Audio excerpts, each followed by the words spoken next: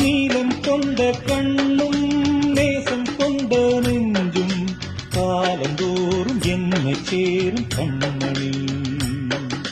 பூவை எங்கு சூடும் பூவும் பொட்டும் யாவும் மன்னனெந்தன் பேரை கூறும் பொன்மணி.